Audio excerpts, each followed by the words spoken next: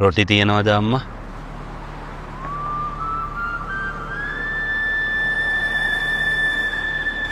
මම මැල්සිරිපුර වැඩ කරන්නේ අම්මා. අද හවසට තමයි සල්ලි ලැබෙන්නේ. මං හවසට එද්දි දෙනකල් රොටි දෙකක් දෙන්න පුළුවන් අම්මා කාලේ යන්න. පුතා ඉඳ ගන්නකෝ. මං ගෙනල්ලා දෙන්නම්. අනේ අම්මට ගොඩක් පිං අම්මා. හරි මගේ පුතා ඉඳගෙන ඉන්නකෝ.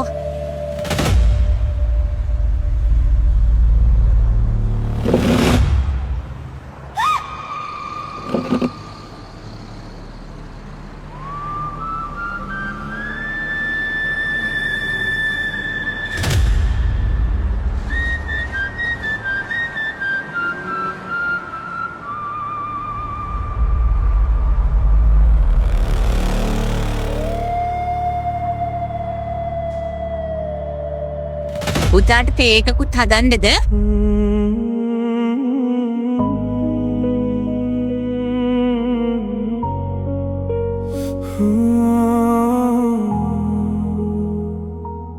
දෙවියෝ හිටියේ නෑ දේවාලේ සුදු ඇන්දයක් විතරයි හිටියේ ඇත්තම දෙවිවරු පිහිටට ආවේ පඳුරක් නැතිවයි උන් මහපාරේ